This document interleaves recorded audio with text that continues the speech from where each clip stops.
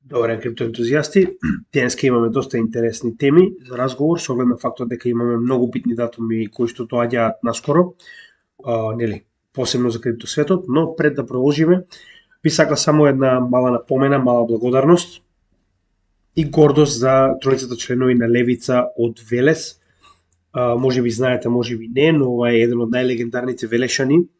Тоа е дедо Панко Брашнаров, а тоа е уште еден учесник во и Првата и Втората светска војна и истовремено председател на првото заседание на АСНОМ, оној кој што го отвара заседанието со својот говор, партизан, пред се македонец, значи човек кој што се бори за македонштината и како таков е осуден од властите на Југославија и УДБА да го проведе остатокот од својот живот после ослободувањето на Македонија на Голи оток.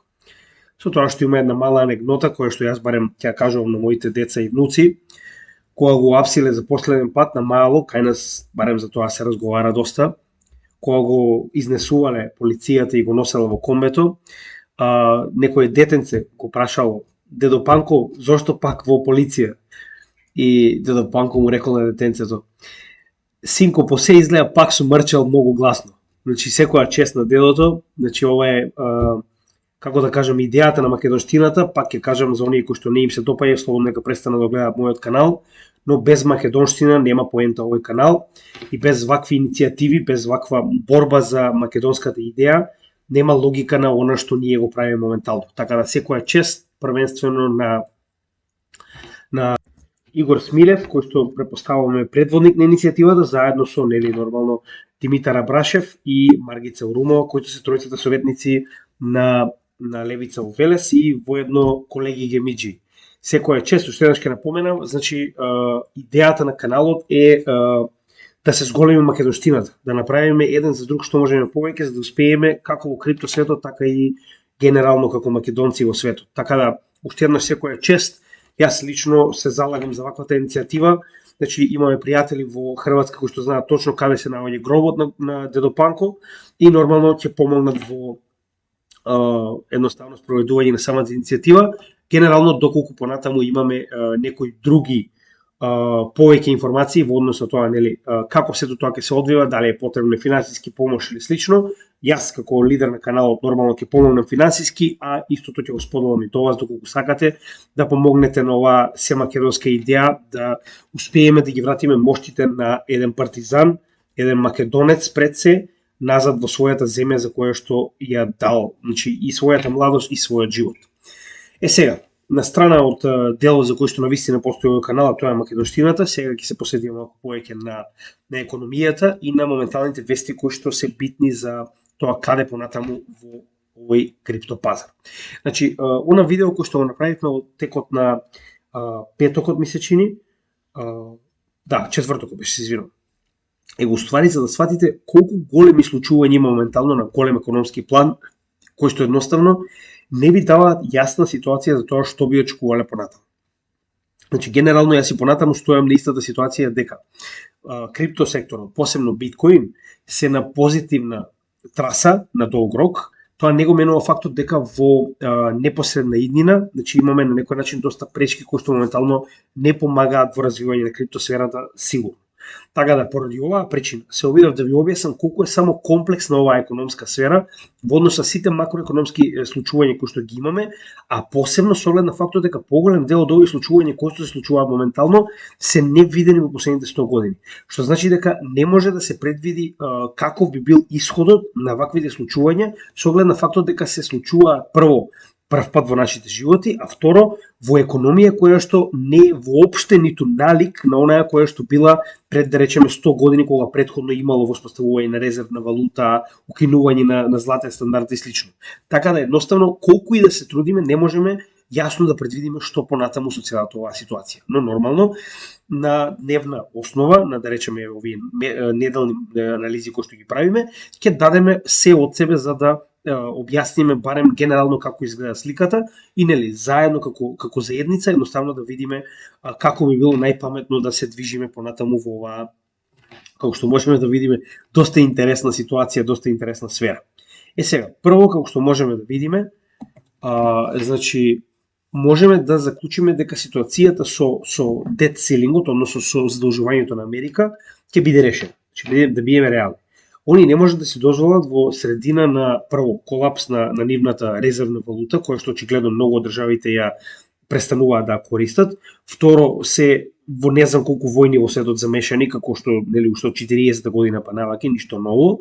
Значи не можат да си дозволат таков проблем на домашна територија, кој што само дополнително ќе го забрза колапсот на и веќе распуканата империја Мурика, како и да е. Битно е да заклучиме дека моментално, според изјавите на Дженет Јелен, уште еден член на гериатрија Мурика, значи тоа е уствари во исто време и канцеларката на самиот трежери, на нели практично трезорот каде што се издаваат парите за плаќање на сметките на Америка, дека официјално до јуни 5 веќе нема да има доволно средства за да се покријат секојдневните достасани обврски на Америка.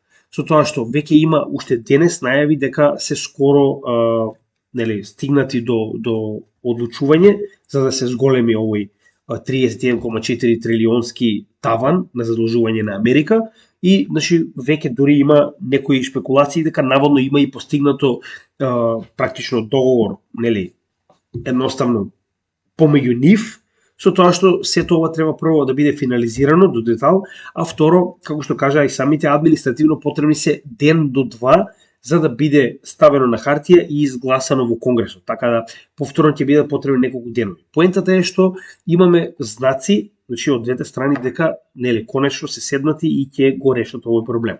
Уште еднаш ќе напоменам. Знаете и сами дека јас сум прв пропонент и најголем непријател на Америка, ако веќе така сакате да го поставите тоа, но за жал се уште оваа економија представува главната економија која што ја има резервната валута на светот. За жал, тоа е реалноста. Така да се додека тоа е вистина, ние мораме будно да следиме што се случува кај овие примитивци и бивши робијаши од британската империја, затоа што едноставно не може да ги игнорирате овие работи, кога од нив зависи текот на целата економија во светот. И сега, ова дополнително прави други работи поинаку да се случуваат и во крипто и во економскиот свет, а за тоа ќе поразговараме кога ќе дојдеме до Федералната резерва, затоа што ваквата одлука дека конечно ќе се среди ситуацијата со долгот, наложува на Федералната резерва да постапува поинаку од она што веќе го разговараше дека конечно ќе имаме пауза. Но за тоа малку подоцна имаме уште некои битни вести од економскиот сектор од светот, кои што исто така може нели да действуваат на целата ова сфера и затоа би сакал тие да ги споменам прво. Прва и најбитна е веста дека Германија официјално влегува во рецесија. Значи, уште еднаш ќе напоменеме, основното правило на рецесија и кога економија е влезена во рецесија е кога две последователни четвртини, тоа се 3 месечни периоди, се со негативен GDP, односно бруто домашен производ. Со тоа што ова е втор пат, оваа година практично, да добие негативен GDP од 0,3% и со ваквото практично, со ваквиот резултат, официјално Германија, значи не е ова дали ние сакаме или мислиме. Ова е едноставно економско правило, кое што напоменува дека доколку две последователни тромесечија имате негативен бруто домашен производ, вие практично сте влезени во рецесија. Дали е тоа блага, плитка, не знам каква, значи е рецесија, крај на моето. И ова не е добро, затоа што не е толку многу од аспект на тоа дека сега наводно не знам во Америка, во Германија ќе почнат да отпуштаат луѓе, туку затоа што делува психолошки на луѓето да мислат дека едноставно уште полошо доаѓа. На тој начин они сами предизвикуваат зголемување на рецесијата. Зошто го велим ова? Рецесијата е предизвикана со намалување на трошењето на граѓаните, да речеме, на одредена земја. Во оваа ситуација, како е предизвикана рецесијата? Во Германија главниот драйвер, главниот возач на силата која што ја носи рецесијата е зголемувањето на основните трошоци за живот. Зборуваме енергенсите се 2 пати поскапи, јас можам да ви кажам од искуство затоа што мојата фамилија живее таму. Енергенсите во Германија се 2 пати поскапи, храната е исто така 2 пати поскапа од претходниот период, пред почетокот на русо-украинската војна и поради ова автоматски луѓето престануваат да трошат и се обидуваат да зачуваат што може повеќе поради ваква ситуација. Колку помалку трошат, толку помалку произведува самата држава, односно вие имате услуги и добра кои што не се продаваат. И на тој начин доаѓаме до ситуација каде што наместо напредок имаме уназадување две последователни тромесечија. Автоматски самиот народ го предизвикал ова да влезе во рецесија. Сега, проблемот е што кога јавно ќе се најави на самиот народ, автоматски они уште толку, значи дополнително престануваат да трошат затоа што очекуваат дека ваквото најавување на рецесија може уште поголеми проблеми да направи. Посебно со оглед на фактот дека Германија многу добро знае што представува рецесија и хиперинфлација и останато. Како и да е. Сакам да напоменам дека ова е четврта поголемина економија во светот, после Мурика, Кина, Јапонија, четврта економија во светот е Германија, верувале или не. Така да поради оваа причина ситуацијата сама по себе налага дека гледаме големи сили кои што влегуваат во рецесија и ова ќе стане нормално. Односно се повеќе и повеќе е реална ситуацијата дека рецесија ќе настапи. Така, ова е една од тие појави кои што досега не сме ги виделе како ќе реагираат во крипто сектор. Многу битна работа и ако веќе Германија, четврта поголемина економија, влегла во рецесија, прашање на време кога и останатите.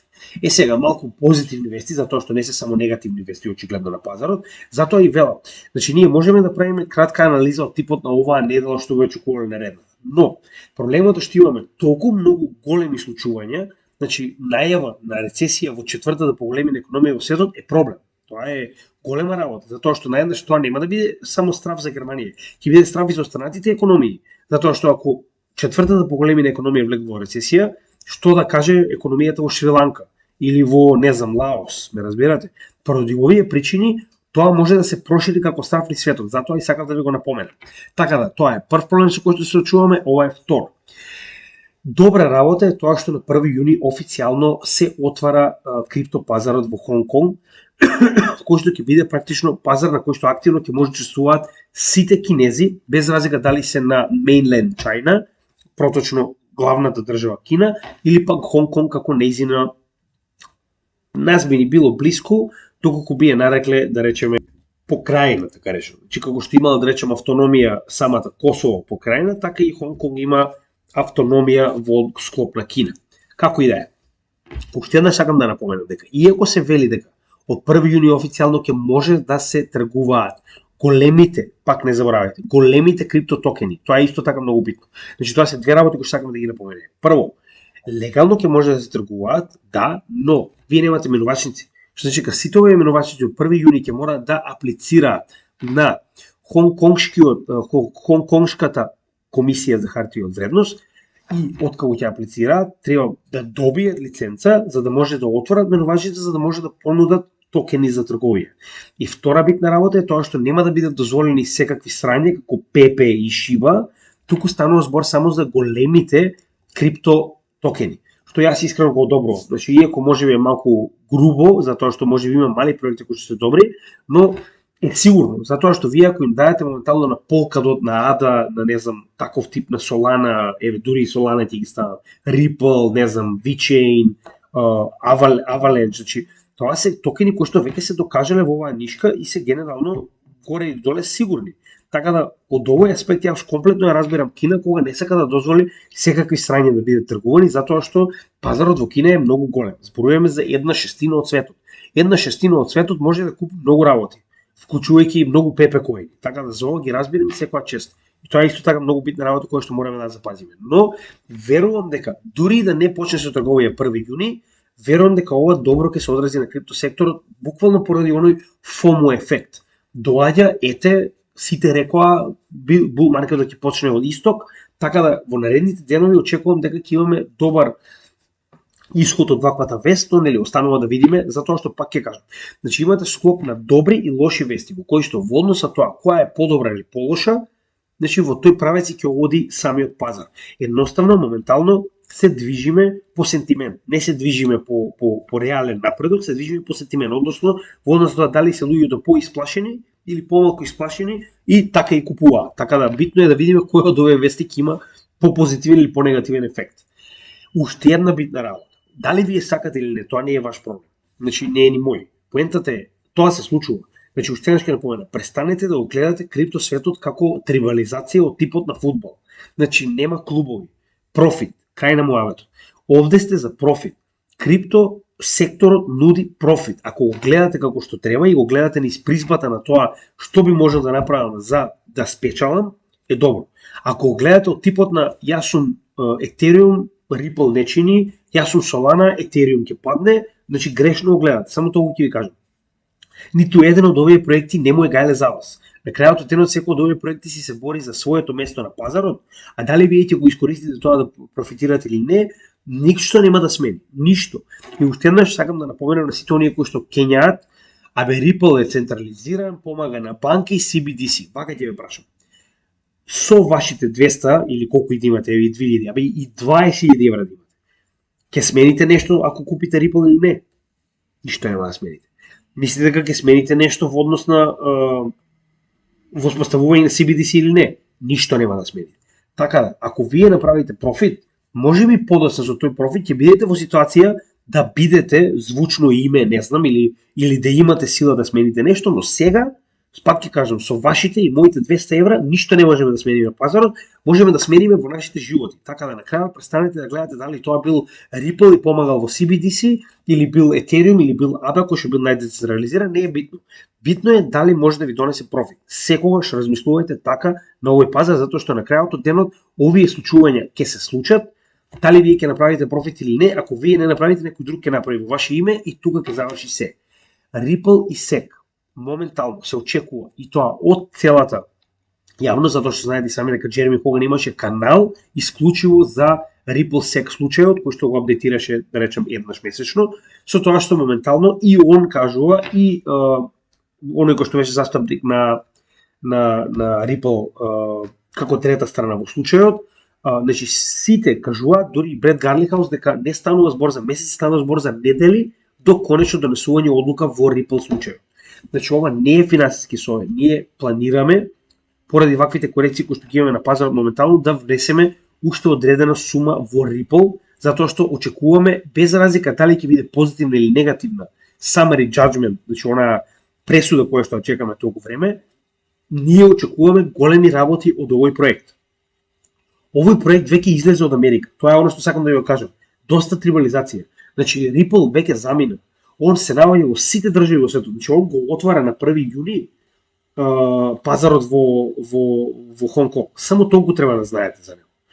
Моментално се наоѓа во Европа, се наоѓа во Саудиска Арабија, се наоѓа сега. Така да, ова како ќе заврши е битно за целиот крипто сектор многу повеќе од Ripple, верувајте ми моментално. Зошто го велам ова? За Ripple е битно во однос на неговата цена, конечно се ослободи од оваа спрега која што му е ставена 2,5 години. Но за целиот крипто сектор, одлуката која што ќе донесе овој суд е толку битна што истата може да стане пракса врз која што останатите проекти ќе може да се бранат кога SEC би ги нападнал, или во обратна ситуација доколку Ripple изгуби, SEC ќе го користи како пракса за да ги нападне останатите проекти затоа што веќе има добиено пресуда дека е во право. Така да уште еднаш ќе напоменам, значи верувајте ми, оваа одлука е многу побитна за остатокот на крипто секторот колку што е за Ripple. Ripple веќе замина од Америка. Ако му дозвола да биде легален, нормално ќе продолжи со работа во Америка, но ако не му дозвола, он веќе е надвор од Америка. Така да имајте го тоа во предвид.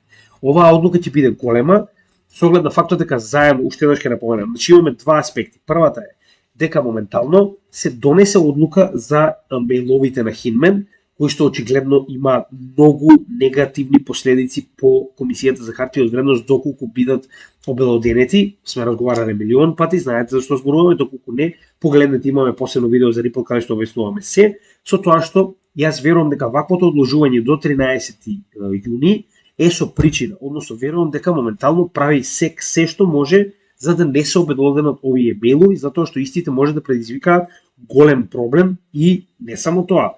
Верувам дека оно што е задржано во овие мејлови може многу јако да се одрази на тоа SEC да изгуби, да не може да биде практично веќе задолжен за регулирање на крипто сектор, иако и не е, но сакам да кажам дека очигледно во однос на тоа колку се обидуваше да не ги дозволи овие мејлови да бидат во јавност, верувам дека моментално би се нафатил и да му даде на Ripple слобода, само за да не бидат обелоденети овие мејлови. Така да верувам дека поради тоа и направено ова одложување до 13 јуни, но останува да видиме заедно. Што можеме само да спекулираме.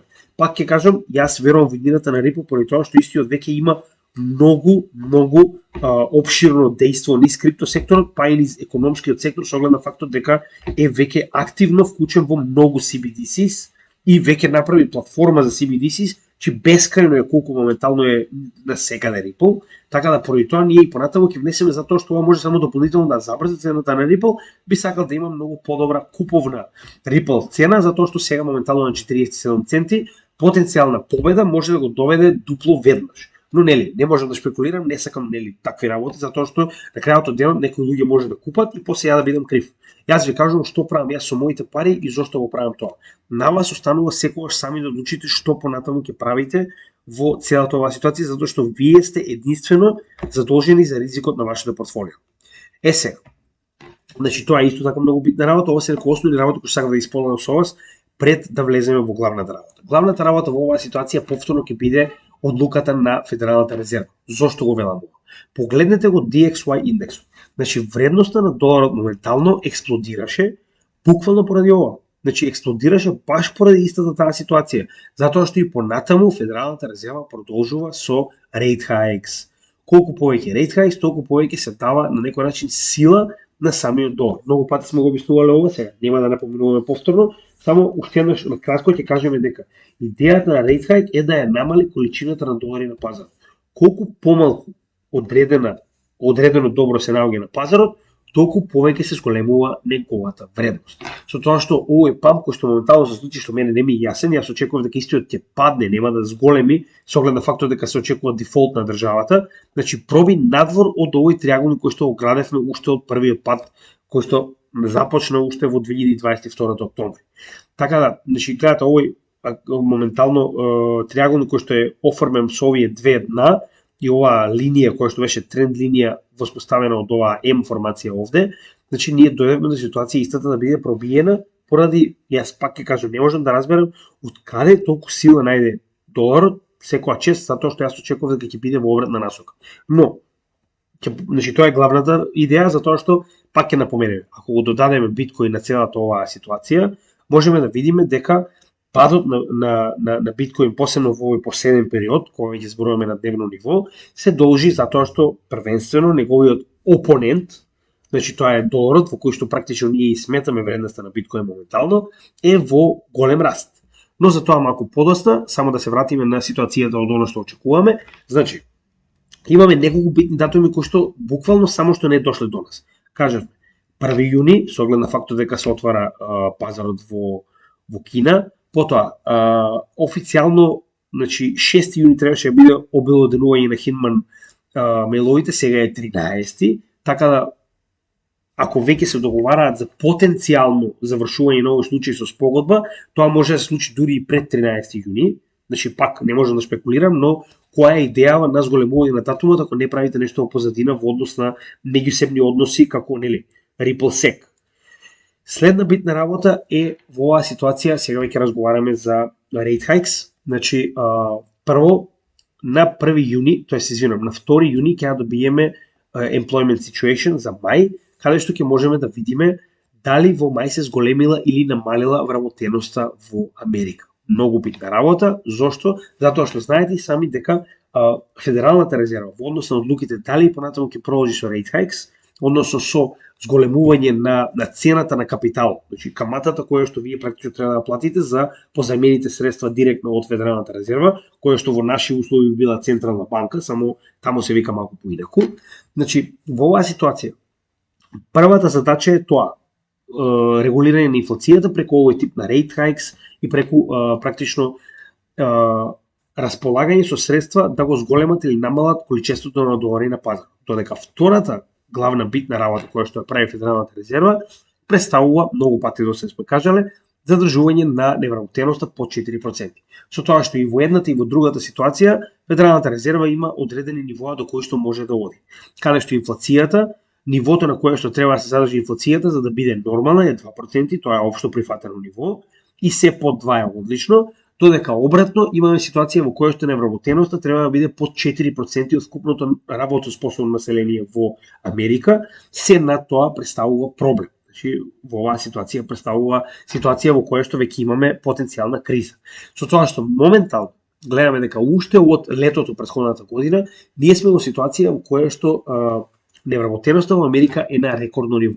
Посебно со оглед на фактот доколку ја споредиме со невработеноста која што ја имавме во текот на COVID, каде што достигна неверојатни 15%, значи моментално гледаме дека под 4 се наоѓа на многу долг период, со тоа што 3,4, колку што е моментално, не сме имале, последен пат сме имале во 1970 година, 3,4%. Значи имаме рекордна невработеност. Тоест рекордна вработеност практично или рекордно низок степен на невработеност. Како и да е. Сега, значи зошто е битно ова? Ја пак е напоменам. Ние практично навиваме овој индекс да почне да се зголемува. Затоа што ако овој индекс не се зголемува и понатаму Федералната резерва смета дека економијата е толку јака, значи ние немаме невработеност, значи дека економијата ни е добра и ако не може тоа да се осварне само на еден практично на само еден индикатор, но во оваа ситуација тоа го прават, за жал, тоа е тоа. Така да во оваа ситуација колку е понизок степенот на невработеност, толку повеќе Федералната резерва и понатаму е убедена дека може да продолжи со rate hikes. Затоа и навиваме за повисок степен на невработеност, односно да имаме ситуација во која што конечно ќе дојдеме блиску до 4%, за конечно Федералната резерва, ако ништо друго, барем да престане со нови rate hikes. Затоа што пак ќе напоменам, нови rate hike-ови доаѓа до ситуација каде што повторно почнува да расте доларниот индекс, а нормално се останато да паѓа, затоа што е обратно корелирано во доларниот индекс. Сега, тоа е во однос на невработеноста која што треба да добиеме на 2 јуни. Тоа е уште еден битен датум. Следниот битен датум ни е на 14, само момент. Само тоа е треба да биде, Consumer Price Index на 13 јуни. Значи на 13 јуни ќе добиеме известување за тоа каква е моментално инфлацијата во месец мај. Значи ние моментално се наоѓаме во ситуација во која што имавме доста добар период, значи CPI инфлацијата, која што ги вклучува и цените на храна и гориво, постојано паѓа уште од јуни претходната година. Значи ние до овој месец, ако имаме повторно пад, ние ќе имаме 12 месеци пад, една цела година на пад на индексот на инфлација.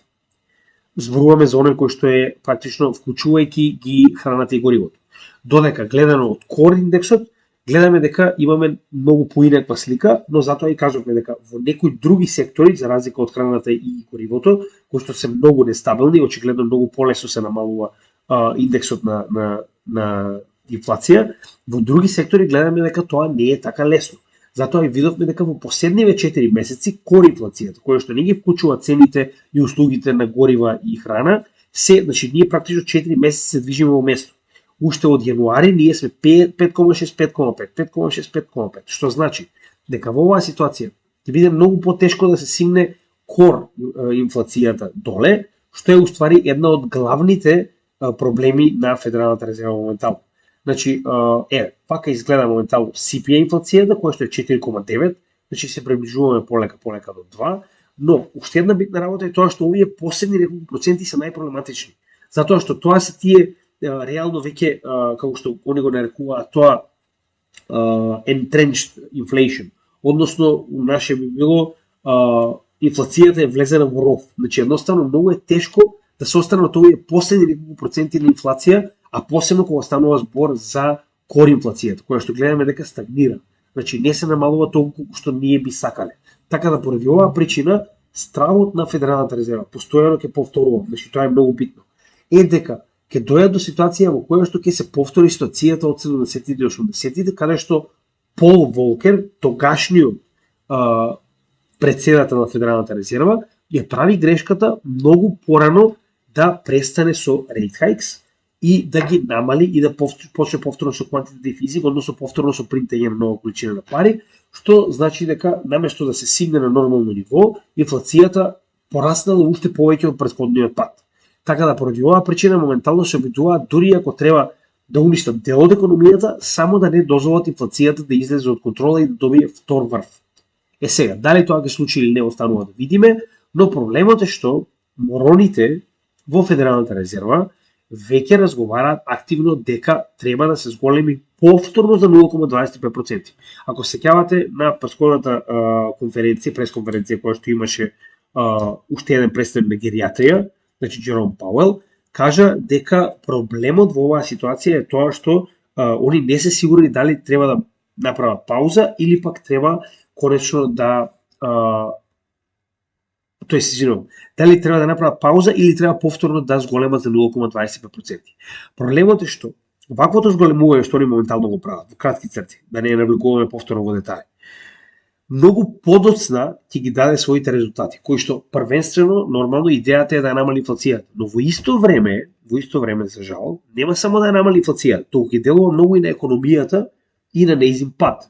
Сега, затоа и многу од луѓето кои што речем го следеле ова и претходното вакво рейт хајк мајмунирање, значи кажуваат дека дури по една година од моментот кога ги правите рейт хајковите, доаѓа реалната криза, реалното контрахирање на економијата, реалното немање кредит што моментално го гледаме со банкарскиот сектор. Така да затоа од оваа причина уште еднаш ќе напоменам, ова што ние го гледаме во колапсот на банкарскиот сектор, кој што ние го следиме на овој Google Finance Sheet, значи каде што ги имаме сите овие банки, ова уште повеќе ќе се одрази, затоа што колку повеќе рейт хайкс, толку повеќе банките се исплашени и понатаму, значи затоа и го покажувам ова, гледате, 80, 78, 44 на месечно ниво. Значи да не ги гледаме истите, значи сите банки се овие кои што се овдека се во истата ситуација, во истата шема. Значи и понатаму ќе продолжат со ситуација во која што значи се очекува да имаме колапс на овие регионални банки поради тоа што банките се исплашени за понатаму да земаат кредити, затоа што очигледно гледаме дека ваквото контрахирање на економијата се помалку и помалку ги тера луѓето да користат кредити.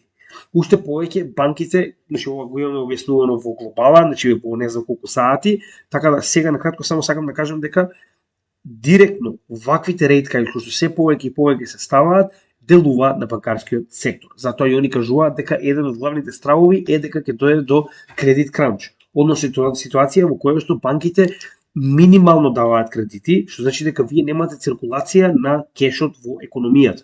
Колку помалку кредити, толку помалку економијата живее, затоа што во денешно време вие не можете да отворите голем бизнис, било каков бизнис, без да направите, да речем, позајмица од типот на да имате доволно средства за да може да го отворите овој бизнис. Така да во оваа ситуација, на кратко, ваквото контрахирање на економијата допрва ќе се појави. И затоа јас напоменувам, и затоа и го покажав ова, каде што ние имаме ситуација во која што во Германија веќе е најавена рецесија, значи се случува, прашање на време е кога истото ќе го доживееме и во Мурика, а Мурика е, за жал, се уште број еден економија во светот. Така да, ако тоа се случи, а очекуваме да се случи, ќе има исто така негативен, на некој начин, ефект на криптосекторот, верувам, затоа што повторно гледаме дека биткоин не е доволно зрел и не е доволно распространет за да биде директно користен во секоја ситуација кога имаме криза, како што беше ситуацијата кога имавме колапс на банките. И поради оваа причина, ако дојдеме до рецесија, верувам дека првенствено негативно ќе се одрази на биткоин, но за жал, значи мораме да видиме како се тоа ќе функционира во живо. Ние можеме само да спекулираме. Затоа што биткоин се уште реално представува ризично добро кое што луѓето го продаваат кога ќе се стемни од сите страни, се разбираме. Иако идејата на биткоин е да биде тука кога ќе потврли традиционалниот финансиски систем за да има паралелен финансиски систем кој што ќе може да биде користен. Така да идејата на биткоин е одлична, останува да видиме дали ќе се реализира. И нормално, уште една битна работа, гледаме дека и ваквиот пол кој што постојано го следиме на investing.com за тоа колку од луѓето очекуваат да имаме и понатаму rate hikes. Значи, ако се сеќавате беше 99,9 дека ќе имаме пауза. Тоа е дека ќе остане на 5,25. Сега е обратна ситуација во која што 65% од луѓето веруваат дека ќе имаме повторно 0,25% rate hike. Но пак, значи дали ќе имаме уште еден или два? Тоа за Мурика секако е лошо, се разбираме. Контрахирање на економијата и понатаму ќе биде секако лошо за Мурика, затоа што само по-лошо ќе се одрази сето ова на економијата подоцна. За криптосекторот, ова е само забавување на неизбежниот bull market. Пак ќе напомнам. Според мене bull marketот доаѓа, истиот се синхронизиран со биткоин халвингот, така да јас не очекувам ништо друго, освен можеби мало одложување на овој следен bull market. Сите оние кои што разговараат дека ете ќе продолжи повторно со rate hikes, ќе падне ново дно, се уште не сме виделе ново дно на биткоин и се уште не гледам причина зошто такво нешто би се случило. Затоа што пак, значи, биткоин е доста напред во однос со ситуацијата во која што бевме на почетокот на оваа година и имаме голема ценовен тампон зона во која што и да се случи пат, верувам дека има доста нивоа кои што може да не задржат, тоа ќе разговараме во следниот дел од анализата. Сега, уште еднаш ќе напоменеме Значи, очигледно се очекува 0,25% rate hike, затоа гледаме дека и самиот пазар се припрема. Односно, гледаме дека самиот DXY е во нагорна линија во последниот месец, буквално поради ова повторно очекување на rate hike. И гледаме дека, ако го погледнеме од неделен или дневен аспект, овие и понатамошен 0,25% rate hike и понатаму го држат DXY во оваа зона. Значи, гледаме претходно кога имавме големи rate hike-ови, имавме bull market, така. Сега кога rate hike-овите се уште тука, но постојани, гледаме дека не му дозволува на DXY да пробие под ова ниво во кое што имавме double bottom и практично го држи во овој триаголник.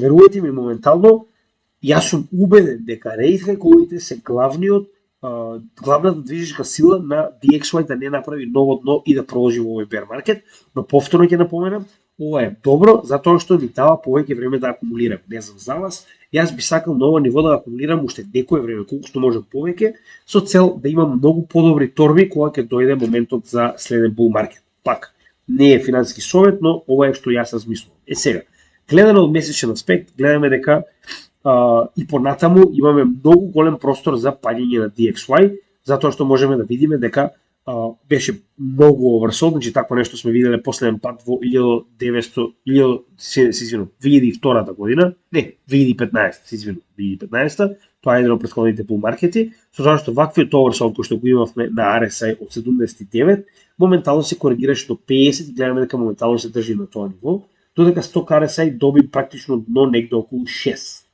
Што значи дека е крајно препродаден.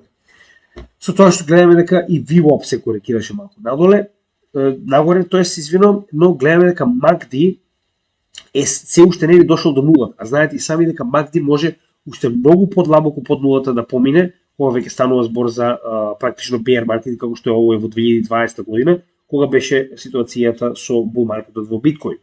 Така да гледаме дека имаме уште многу солиден голем простор за потенцијален пат понатаму на DXY, кој што допрва ќе го дочекаме, така да оваа корекција е нормална. Уште веднаш ќе напоменеме, ништо не се движи само надолу.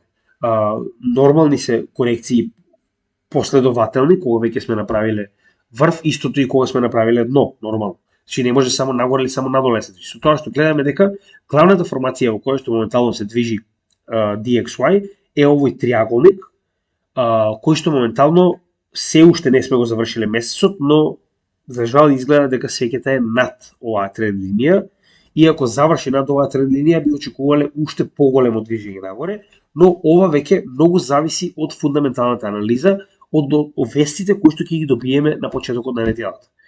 Сега останува да видиме како се тоа ќе се одрази, затоа што позитивно решение на debt ceiling-от е позитивна вести за DXY доларот, затоа што вие на некој начин ја враќате довербата назад во доларот и во државата која што стои позади него и неговата економија, така да тоа би било позитивно за него, а верувам дека ќе се случи тоа. Следна ситуација е нормално и оние кои што ги очекуваме невработеноста, инфлацијата, следниот состанок на Федералната резерва, така да мораме да видиме како се тоа ќе се одрази. Но во секој случај прекршување на овој триаголник нагоре не би значило многу со оглед на фактот дека генерално сме во bear market за DXY. Јас не верувам дека некој очекува нови all-time хајови, со оглед на фактот дека на вистина се исцеди во претходното движење самиот DXY. Значи гледате и колку врвови направи само. Така, со тоа што гледаме дека и гледано од Фибоначи секвенцата, моментално само што поминавме над 61,8, кое што кореспондира со ова неделно ниво кое што го имаме уште од 2000 година, 2017 година претходниот врв, значи моментално сме над него. Пак ќе кажам, потребни се уште за неделно ниво веќе завршиме. Значи неделно ниво свеќе да завршува овде, додека за месечно мораме да видиме дали истата ќе заврши надвор од овој триаголник или пак ќе заврши под оваа тренд линија и следна корекција надолу. Како и да е, значи последно ниво кое што го имаме од оваа FIB корекција нагоре би било нивото на 104,9 или 105 негде оприлика, кое што гледаме дека кореспондира со ова е месечен тренд линија која што ни доаѓа многу одамна. Значи гледате, ова е локален врв кој што сме го воспоставиле во 1999 година на овој многу макро bull маркет кој што сме го имале тогаш, Така да тоа е некое значително ниво кое што моментално ни кореспондира со Фибоначи секвенцијата која што моментално ја гледаме и на кратко ќе направиме и на дневно ниво, само да ги погледнеме индикаторите. Значи моментално бевме многу длабоко. Значи од oversold од 77 ние се вративме на практично 35 два пати, каде што го добивме ова дупло дно. За моментално се ногаме над 50, значи 53 во RSI, 100 RSI 81, значи дека 100 RSI веќе е oversold и гледаме дека имаме нагорно движење и на VWAP и на MACD значи имаме инфлоу на пари.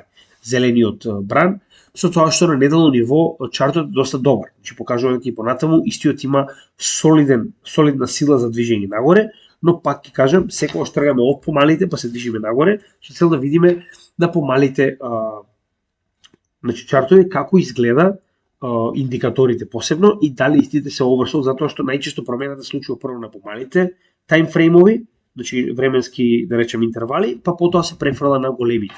Така да во оваа ситуација можеме да видиме дека сме доста високо. Чисто RSI се наоѓа на апсолутна стотка, RSI само што не скршил 70, што представува граница бариера кога веќе сме прекупени. MACD е доста високо, истиот нели гледаме дека е на 71, со тоа што претходно имаше еден обид за да се прекрши надолу, гледаме дека ова е втор обид, каде што се теснува сигналната и базичната линија, за да се прекршат во надолна насока. VWAP веќе се коригира и гледаме дека имаме само зголемување од негатива малку нагоре на одливот кој што моментално се случува од доларите. Така да на дневно ниво сме доста високо. Значи на дневно ниво се очекува корекција. Додека на неделно за жал се уште трае овој бран на движење нагоре на DXY, кој што уште еднаш ќе напоменам е поддржан од рейт хајковите кои што ги имаме во овој период. Така да моментот кога конечно ќе се прогласи пауза на рейт хайкс, јас верувам дека ќе биде и моментот кога конечно ќе добиеме следна нога надолу на DXY, затоа што ќе немаме вештачки пумпање на истиот во нагорна насока, она што моментално го гледаме. Сега, истото можеме да го забележиме и за S&P 500 и за Nasdaq, кои што поради позитивните вести кои што ги добивме за потенцијално решавање на кризата со дет силингот, гледаме дека добивме ракетно движење на Nasdaq, кој што гледате што се случува, значи успеа и овој локален врв да го прекрши, со тоа што истите се моментално замрзнати, знаете дека сабота и недела не се тргуваат и S&P 500 нормално се придвижи нагоре. Значи добивме оваа корекција кога се ближевме блиску до потенцијален дефолт, сега се движиме нагоре на двата. Значи тоа е доста добра работа, но битниот момент кој што можеме да го забележиме е дека значи кога би ги погледнале Fear and Greed индексите, прво како бројки, само момент, мислам дека добро. Значи Fear and Greed индексите заедно со VIX исто така мораме да погледнеме. Значи VIX се на рекордно ниско ниво. Ова соодветствува на претходните врвови, значи само да го направиме ова вака. Значи јас сега моментално ќе го додавам не Nasdaq, туку ќе го додавам S&P 500, за да видиме како би изгледал. Значи гледате, претходниот врв ние сме биле на вредност од 17,9. Така, че ова е претходниот врв кој што сме го достигнале во 2000, се извинувам, ова е на дневно ниво, не. Ќе го ставиме на месечно ниво за да биде многу појасна работата, за да можеме да ги видиме врвовите. Така, значи претходниот врв во 2021 година ние сме биле на вредност негде од 15 до 16-17.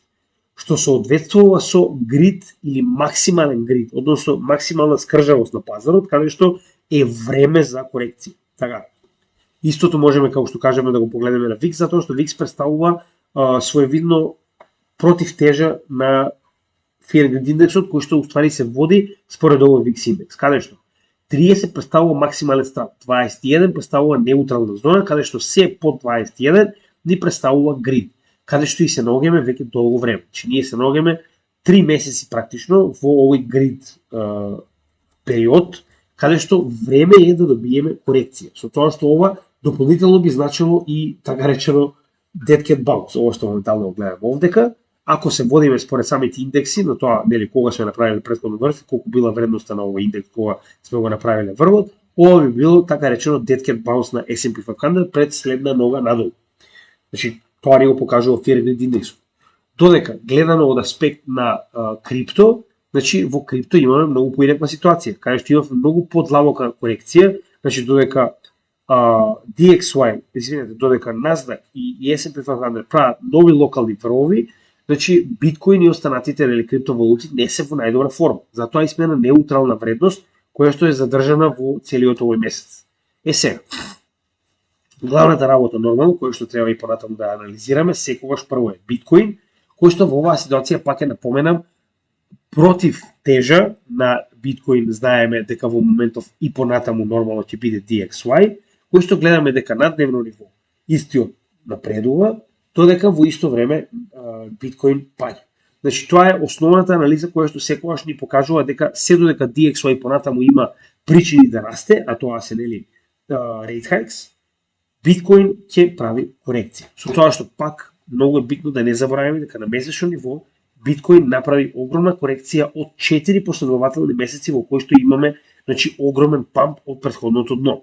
Затоа не заборавајте, секогаш имајте го предвид ова дека биткоин на почетокот на годината моментално е до максималната вредност која што достигна, дојде до скоро 90% од својата вредност во плюс. Со тоа што и сега од самото дно е 62% во плюс. А ова е првиот месец во кој што ние имаме официјална корекција пред последователниве 4 месеци во позитива. Со тоа што можеме да видиме дека на месечно ниво имаме уште многу голем простор за движење нагоре. Гледаме дека MACD воопште не е ни заобрен, значи ние стварно се движиме јако нагоре. Така, со тоа што влеговме црвената линија една година пред самиот халвинг и генерално од досегашните искуства, сите досегашни една година пред самиот халвинг резултираат со претежно движење нагоре. Значи можеме да видиме во оваа ситуација, ова е самиот халвинг, една година пред халвингот, гледаме дека генерално цената се движи нагоре. Халвинг, ако зголемиме, можеме да видиме и овде, една година пред самиот халвинг, цената се движи нагоре, исто така и во оваа ситуација, значи ако зумираме, можеме да видиме дека една година пред самиот халвинг генерално цената постепено се движи нагоре. Така да, од досегашните искуства не гледам причина зошто би паничеле, но нормално мораме да ги согледаме работите какви што се и мораме да согледаме дека ова што моментално го достигна биткоин овде представува многу значително ниво кое што моментално би било логично да направи корекција. Посебно со оглед на фактот дека ова жолто поле кое што го гледаме претходно беше поддршка на овој бул маркет и тоа во два наврати. Значи гледаме дека и вториот врв кој што го направи во крајот на 2021-та и dead cat bounce кој што го направи беа директно поддржани од ова поле кое што моментално представува отпор. Значи за ова разговаравме многу пати претходно, имаме многу сегменти кои што представуваат отпор во овој сегмент, значи во овој дел од чартот. Значи имаме и оваа свеќа како патокас, значи како гледате истото буквално воспостави локален врв каде што е и самата свеќа и го имаме 30.000 психолошката бариера која што исто така одигра голема улога во запирањето на биткоин да продолжи да се движи нагоре. Сега, рековме дека има причини зашто да се вратиме назад. Значи кажавме дека ретестирање на 200 неделната средна вредност на ќе ги спомнеме повторно, моментално се случува. Тоа е една од битните работи кои што ако мене прашувате се многу добри, со цел да направиме солидно следно движење нагоре, мораме да имаме и солидна корекција. Значи во неделно ниво ние дојдовме до 70, кога бевме негде на 30-32.000 долари, значи ние дојдовме на вредност 70 на RSI, кој што е премногу висок. Тоа го кажавме ако се сеќавате и рековме дека е премногу висок за овој дел од бул маркетот. И тоа моментално и се случува. Рековме дека потребно е време кога кажуваме нешто да се реализира, тоа моментално се реализира. Каде што од тој момент добивме локален врв на неделно ниво, имаме ресетирање и на RSI и на сток RSI, од 70 RSI достигна моментално 55, сток RSI од апсолутна стотка достигна 23, кој што веќе е препродаден. MACD е во надолна линија, но гледаме дека се уште немаме солидно за заоблување. Односно се уште немаме практично на некој начин показатели дека сме направиле локално дно онаму каде што се наоѓаме. Со тоа што за сега индикаторите не ни покажуваат потенцијално придвижување нагоре, но границите и трендовите и информациите ни покажуваат. Сега, самото движење на биткоин моментално се движи во ова, како што кажавме, флег формација, со тоа што истата моментално се коригираше повторно назад во овој канал, кој што моментално се движи биткоин цената во целиот овој bear маркет, со тоа што и достигнување на дното на на овој канал не е воопште лошо со оглед на фактот дека истиот ќе се врати 25.000, значи достигнување на дното на овој канал е негде околу 25.600. Така, ако погледнеме моментално каде се наоѓа 25.600, ни представува директно ритест повторно на bull market support бендот, што воопште не е проблем. Исто така ритест на ова локално дно кој што го поставиме со првиот колапс на Terra Luna, значи знаете и сами тоа беше голем страх на пазарот, и дополнително да не забораваме дека тоа е исто така и ритест на Wyckoff акумулацијата, но за тоа малку подоцна. Сега, значи уште еднаш ќе напоменам, формацијски гледано, биткоин и понатаму се движи во оваа флег формација на долната граница, со тоа што, како што кажеме, ако добиеме нагорно движење на биткоин и кршење на овој канал нагоре, знаеме како да ја најдеме метата, затоа ќе разговараме доколку се случи. Ако добиеме надолно движење, ќе добиеме уште подобро значи корекција до оние нивоа кои што нас се битни да ги ретестираме за да можеме да добиеме следно движење нагоре на биткоин. Сега, гледано на дневен аспект, ние се наоѓаме доста ниско. Значи, гледаме дека моментално бевме на практично 0 со 100 RSI, со тоа што бевме некоја минимална корекција нагоре и моментално бевме негде од 37 до 50 отприлика, со тоа што овдека многу е побитно да гледаме RSI, затоа што на пониските временски интервали 100 RSI е многу нестабилен, значи многу лесно се движи горе и доле. Додека RSI ни дава многу пореална вредност, со тоа што RSI се наоѓа на многу ниска вредност од 44-43. Што значи дека имаме многу простор за движење нагоре и гледаме дека MACD упорно се обидува да се придвижи нагоре, значи повторно има прекршување сигналната и позичната линија и после овој страф на пазарот поради нели дефолтот. VWAP е неодлучен, значи гледаме дека е зигзаг во оваа ситуација, додека исто така и инфлоу на пари е моментално негативен. Така да се уште се неутрални на некој начин индикаторите овдека, немаме некои показатели дека конечно дошло време да се движиме нагоре, но ќе напоменам дека овдека е многу побитно да ги гледаме нивоата за разлика од индикаторите, зашто го велам тоа. Индикаторите се доста неутрални, не ни покажуваат ни една ни друга насока, значи се некаде во средина, така речено, но гледано од нивоа формации и индикатори, ние се наоѓаме на еден многу значаен момент. Оно што јас постојано го кажувам. Ритест на 200 неделната средна вредност е круцијален. Зошто го велиме тоа? Затоа што 200 неделната средна вредност досега никогаш не успеавме да ја скршиме во биткоин. Односно, претходно во 2017, 2018, 2019, практично после завршувањето на bull маркетот, во два наврати и во 2019 и крајот на 2019, почетокот на 2020, 200 неделната средна вредност, оваа црвена линија ни беше поддршка за биткоин и понатаму да продолжи да се движи нагоре. Истото можеме да го видиме и во 2015 година, каде што оваа ситуација, значи 2014-2015, bull маркетот заврши точно на оваа тренд линија. Значи гледаме дека ако продолжиме истата, можеме да видиме дека буквално тренд линијата 200 неделната средна вредност ни представува границата која што успеава да го задржи движењето на биткоин и да го понесе во следниот bull маркет. Додека во оваа ситуација, значи ние за прв пат успеавме да пробиеме 200 неделната средна вредност, тоа беше во овој bear маркет, со тоа што сега конечно успеавме да се пробиеме над неа. Што правиме? Тоа е основно правило на каналот и на техничка анализа. Кога одредено ниво се пробива, многу е поздраво за движењето на цената да се врати и да го ретестира за да го потврди како поддршка. Тоа моментално го правиме.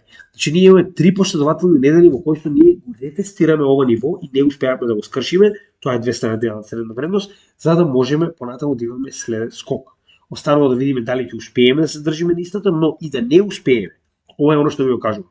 Враќање до долната граница на каналот во оваа ситуација овде кореспондира со враќање до bull market support бендот, кој што исто така, како и 200 неделната средна вредност, представува поддршка во секој следен bull market и пред да направиме успешно ретестирање на истиот, не можеме да влеземе во следен bull market, како и ова ниво кое што претходно во оваа Wyckoff акумулација, за која што ќе поразговараме малку подоцна, ни представуваше голната граница на trading range, односно два пати направивме корекција до оваа тренд линија за конечно да ја пробиеме и пак истото правило, како за тренд линија, така и за индикатори, така и за средни вредности.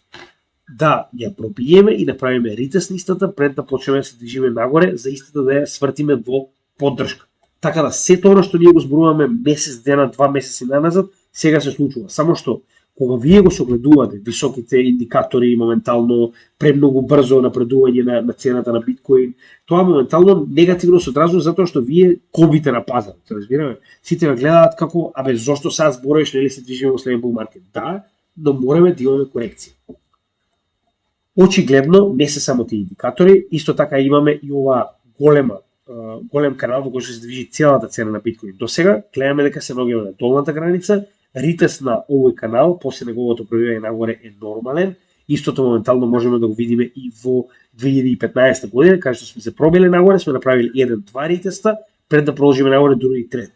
Така да во оваа ситуација ритестовите на овој канал се сосема нормални и истите кореспондираат не само на 200 дневна средна вредност, туку и на 50 месечната средна вредност, односно оваа зелена тренд линија. Така да тоа е позитивна работа која што моментално ја поддржува цената и уште еднаш ќе напоменам, значи биткоин на макро се наоѓа во одличен циклус во кој што имаме точно определени циклуси од самиот халвинг. До сега тоа се случува 3 пати, не гледам причина зашто не би се случило повторно и до сега како часовник ги воспоставува и врвовите и дната, за ова сме разговарале многу пати, може да погледнете биткоин, значи само макроциклус на биткоин, ќе го најдете видеото и многу поедноставно ќе ви, значи многу по-детално го образложуваме ова, за да не го образложуваме повторно, затоа што видеото е веќе доста долго. Гледано од аспект на Wyckoff акумулацијата сме точно каде што треба да бидеме. Зошто? Затоа што самата Wyckoff акумулација предвидува откако ќе биде скршено овој горна граница на трейдинг рейнџот, да имаме ритест пред да продолжиме нагоре во следното, а тоа е blow-off top и Wyckoff дистрибуција. Со тоа што овдека го правиме буквално тоа што е последен дел од Wyckoff акумулацијата. Значи гледајте, ритест на горниот дел на трейдинг рейнџот, значи ние моментално буквално се враќаме со цената до горниот дел на трейдинг рейнџот, кој што пак ќе напоменам кореспондира и со овој локално дно кој што го имаме од капитулацијата на Terra Luna и со горниот трейдинг рейндж и со bull market support бендот, а моментално се држиме на 200 дневна средна вредност. Така да, многу нивоа под нас ни покажуваат дека сме во стабилен период, во стабилен регион, да речем.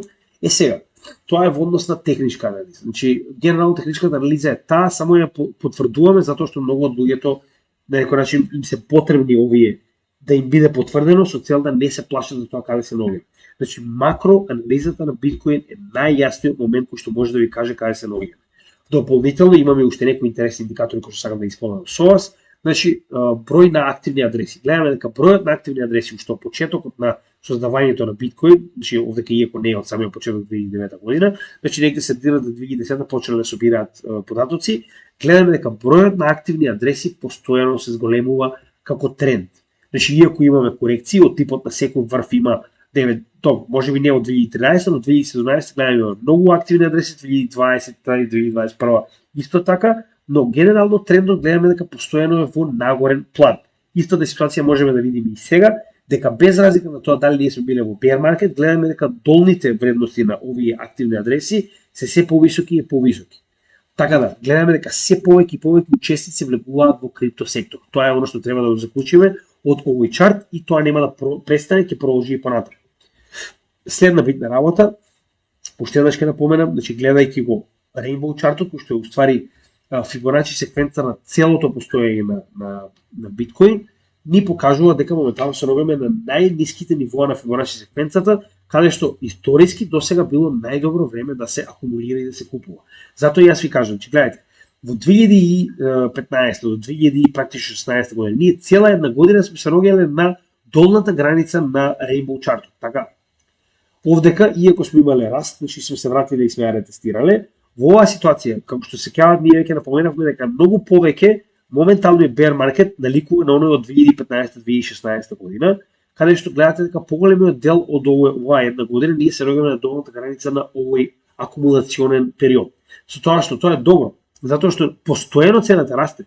Значи истата пораснала од $247, иако била на долната граница, до 1200 пред да почне со blow-off top, а сепак била на долната граница, направила 6 пати профит, иако ние сме били во акумулациона зона.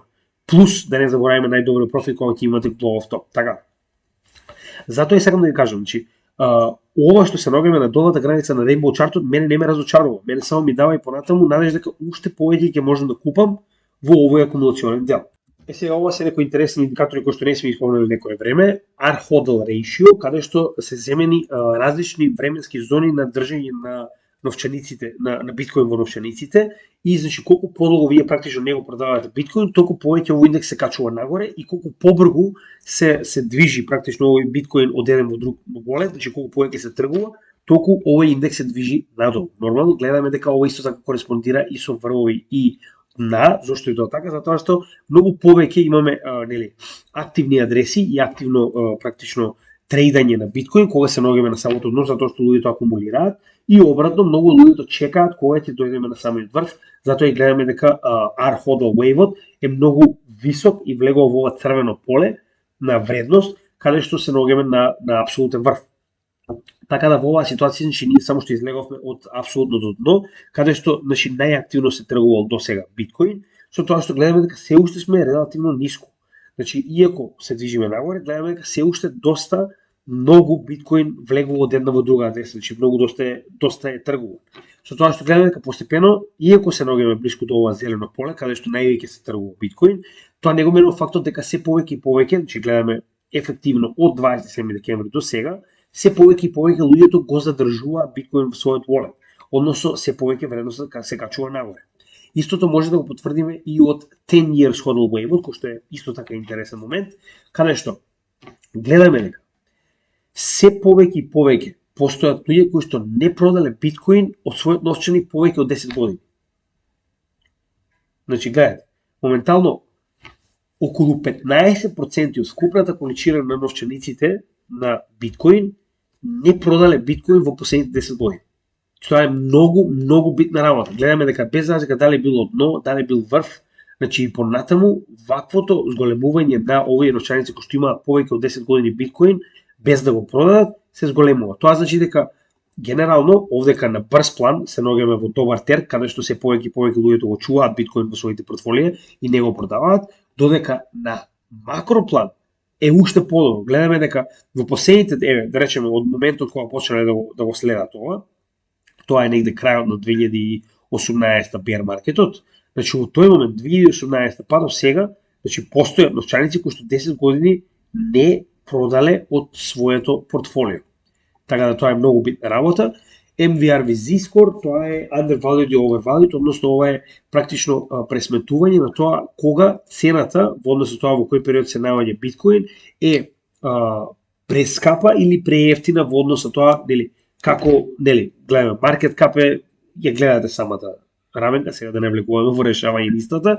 Идејата е дека индикаторот ни покажува кога цената на биткоин е предобра да се купи и лоша да се купи. Односно гледаме дека врвовите кореспондираат со влесна протоколовата линија, односно самиот MVRV score во практично превисоки вредности, значи тогаш значи цената е превисока и обратно ната, значи директно се запазени од ова зелено поле, каде што е одлично време да се купи биткоин. Со тоа што гледаме дека имавме време, тоа беше на самиот крај и почетокот на 2022-2023, со тоа што сега моментално повторно се наоѓаме многу блиску до ова поле, што пак ќе напоменам кореспондира со Rainbow Chart-от. Значи се уште е многу добро време за акумулација на биткоин, а нормално со тоа и на останатите криптовалути. И гледаме дека the Puel Multiple, верувам дека можеби дел од оно што моментално го видовме како капитулација на биткоин на пазарот е тоа што конечно, значи мајнерите, гледајте, уште од јуни 2022 година па до сега се во негатива, односно истите не заработуваат доволно за она што моментално го копаат. Така да во првиот момент кога конечно цена да се придвижи нагоре на биткоин, нормално е дека ќе земат дел од профитот за да ги покријат практично оние трошици кои што ги направиле во овој период од практично една година, од летото претходната година па до сега. Така да нормално е дека можеби дел и од тоа е причината поради која што имаме стагнација на биткоин, затоа што овие майнинг фарми нормално треба и од негде да земат во овој период за да може да ги платат своите последователни побарувања.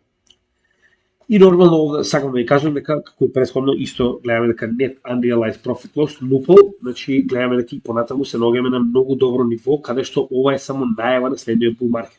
Односно сме го направиле дното, како што можеме да видиме од претходните, значи црниот дел е цената на биткоин, плавиот дел е вредноста на NUPL, односно ова е вредноста во однос на тоа колку е посакуван биткоин, значи знаете дека секој чарт за жал, посебно кога станува збор за трговија, е воден од емоции, така да од емоции гледаме кога истиот е на комплетна капитулација, тоа е во овој син дел, потоа како се движи нагоре, се движиме до нели практично врв, со тоа што ние моментално само што поминавме преку надеж во оптимизам дека влегуваме во следниот bull market, така да сме на многу добар пат за следниот bull market нормално.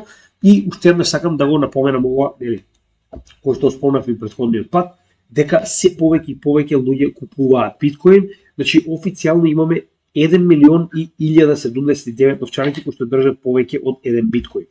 Така да ова е многу добра работа и ова на некој начин ме радува затоа што 1 милион луѓе одлучиле дека ќе купат и држат биткоин во својот wallet. Тоа е се повеќе и повеќе адаптација во светот. Нормално Fear and Greed индексите ги покажавме, ќе разговаравме за нив.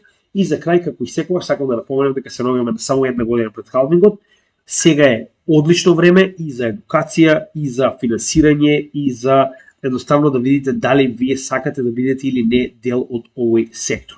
Но уште еднаш ќе напоменам, сакале вие или не, крипто секторот доаѓа, крипто ќе биде адаптирано во светот, тоа веќе го гледаме, затоа го кажавме на претходно видео каде што во детали објасниме каде се наоѓаме во овој дел.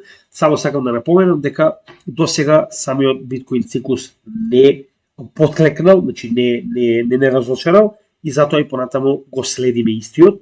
Дури и во ситуација во која што пример биткоин не би направил нов all time high, тоа не го менува фактот дека сега за сега биткоин постојано се движи пропорционално на овој индикатор, а тоа е оној 4 годишен циклус на преполовување на наградата за мајнат блок. Така да, уште еднаш ќе напоменам, значи имаме доста време и за едукација, доста време и за да го расшириме овој наш материјал и во духот на оно што го кажеме на самиот почеток, значи идејата на нашиот канал е бесплатно да направиме едукација на целиот македонски народ со цел да помогнеме оваа наука која што моментално ќе го промени и финансискиот и лицето на целиот свет кој што моментално ни е познат, да дојде до вас порано пред големците да ви ја продаваат за многу поскапо. Се разбираме?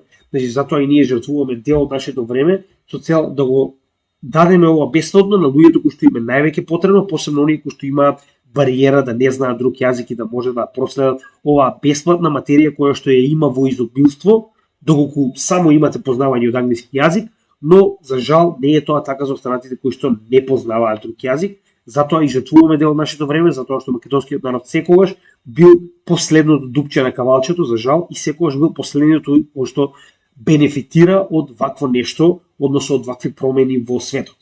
Претходното видео мислам дека јасно ви покажа дека се наоѓаме буквално на работ од еден нов свет кој што ќе биде сосема поинаков од она што моментално ние сме го живееле целиот наш живот до сега, и затоа е многу битно оваа материја да достигне што повеќе македонци. И тоа е единствената причина која што од вас ја бараме, да ако вас ви се допаѓа материјата која што ние споделуваме, ја споделите на оние кои што би сакале да научат нешто повеќе за криптосветот и сето ова што ние го работиме да има поголем бенефит за македонскиот народ.